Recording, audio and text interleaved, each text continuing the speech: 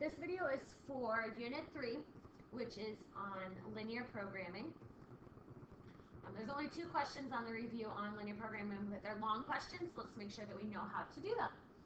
Number 1 says graph the system of inequalities that's given to you.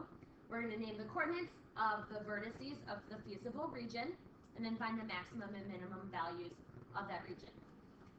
In order to graph this inequality, this system, we need to solve some of these inequalities for y. So the first inequality is 4 is greater than or equal to x plus 12. To solve this for y, you need to divide every term by 4.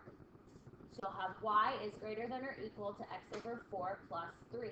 That is one inequality that you need to graph. We start there with the y-intercept of 3, and the slope is up 1, right 4. So remember, when you are graphing these linear inequalities, you want to make sure that you plot every point really carefully, because our goal is to have a feasible region where the lines all intersect. So you want to make sure you plot enough points that you can see where the lines are going to intersect. I'm going to graph solve the other one over here. Y minus 6 is less than or equal to x minus 3. And really quick, I want to make sure I did not shade. We are going to have a shaded region for that first inequality. I'm not going to shade until the end though, because remember, our feasible region is going to be a bounded polygon. So we'll figure out the feasible region once we graph all the lines. I'm going to add 6 to both sides here. We'll get y is less than or equal to x plus 3. So here our y-intercept again is 3, and our slope is up 1, right 1. So you're going to take a minute and make sure that you can plot every point here really carefully on your grid, and you're going to connect those. Okay, so there's your second line. You should see that they are intersected already at one point. Our third line here is x is less than or equal to 4.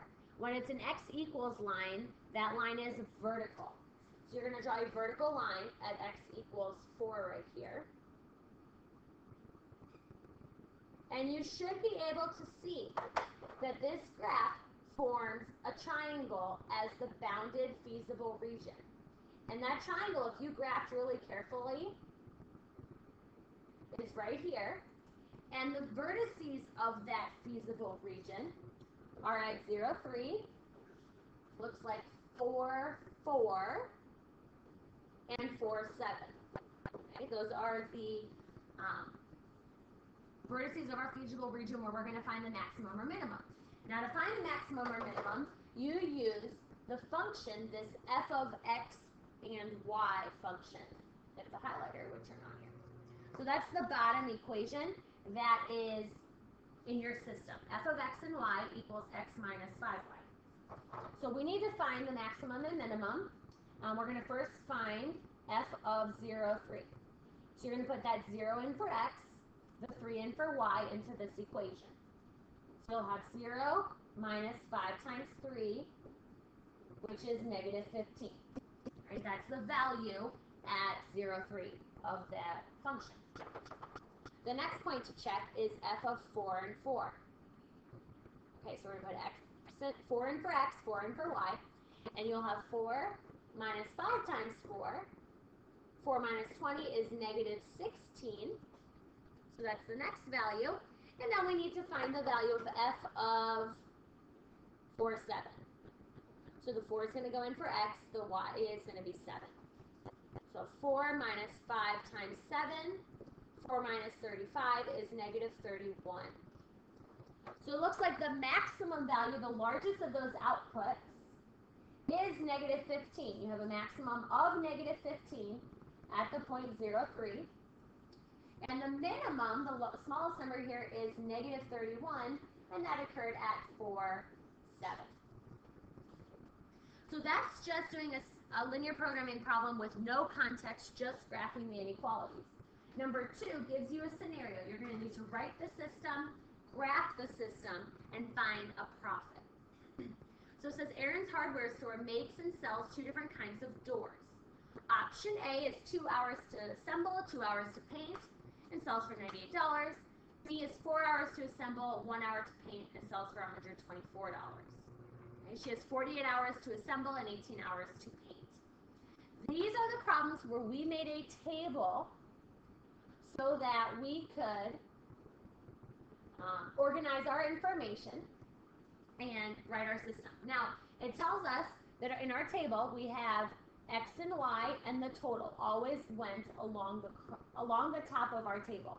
X here, it says, is option A, right? It tells us that in the scenario, and Y we're going to let be option B. Now we need to figure out what they tell us about what two pieces of information do they have. Well, we have information about hours of assembly and hours to paint, right? So those are the two equations that we're going to write about. They tell us information about both of those values. So let's look at option A. It says option A takes 2 hours to assemble, so we're going to put 2 there, 2x, and 2 hours to paint, option A. We'll get to the selling part in a minute. Option B takes 4 hours to assemble and 1 hour to paint. We'll put a plus sign in between those because next we have the total amount. Erin's hardware has 48 total hours to assemble, right? She can't go over that, so we have to do less than or equal to 48.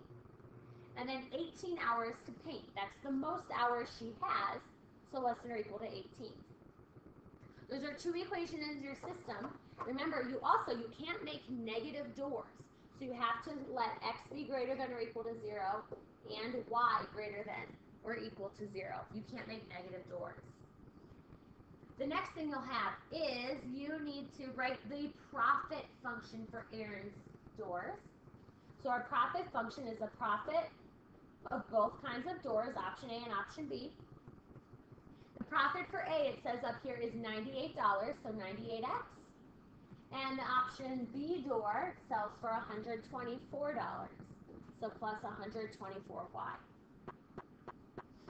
Now what we're going to do is we are going to graph the system of inequalities you wrote in A. So really quickly, I'm going to actually start with graphing the equations. X is greater than or equal to 0. That is the line right here on the y-axis. And y is greater than or equal to 0. Just because those are the easy ones to graph. Let's see. It's down just a little.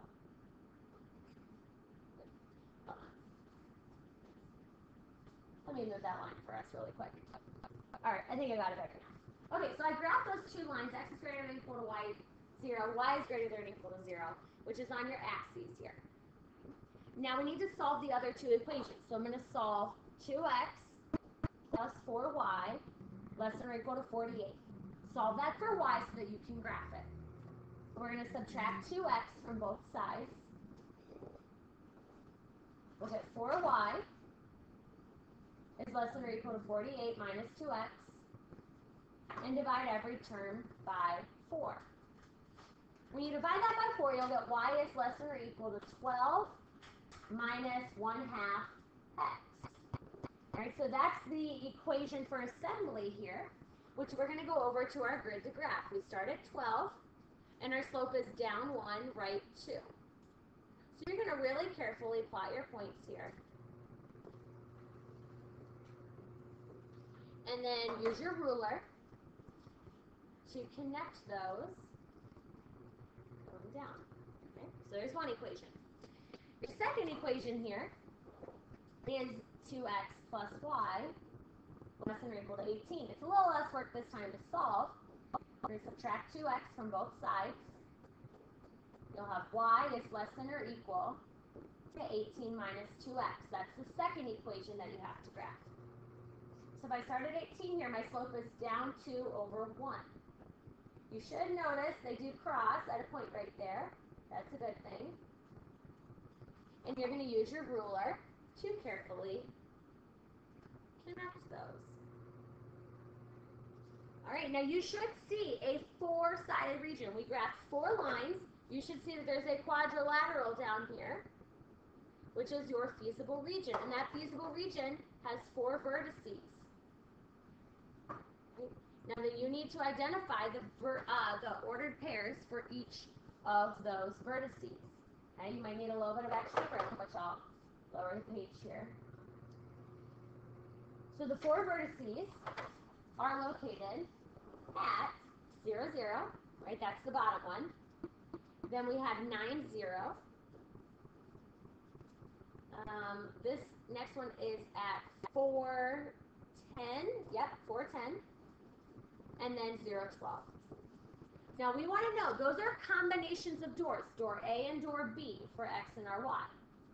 We want to know which one of these combination of doors is going to make Aaron's door company the most money. So we're going to use our profit function up here to decide. You're going to put each of those ordered pairs into the profit function. So you're going to prime the profit for selling 0 option A, 0 of option B. That will give you 98 times 0 plus 124 times 0, which unsurprisingly makes you $0. If you make no doors, you make no money. Next we have 9, 0.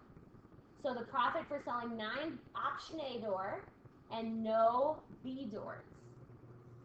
You'd have 98 times 9 plus 124 times 0. And that would make Aaron $882.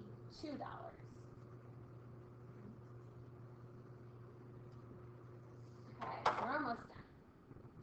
If I look at the profit for 4 A doors and 10 B doors, we'd have 98 times 4 plus 124 times 10. That would make Aaron $1,632. And finally, if Aaron made no A doors but 12 B doors, right, we'd have 98 times 0 plus 124 times 12. That will give Aaron $1,488. So the maximum profit here is $1,632, right? That's Erin's maximum profit with her time constraints. And that happens when she makes 4 of door A and 10 of door B. All right, that's your video on linear programming. If you need help on that, ask your teacher or check the key on campus.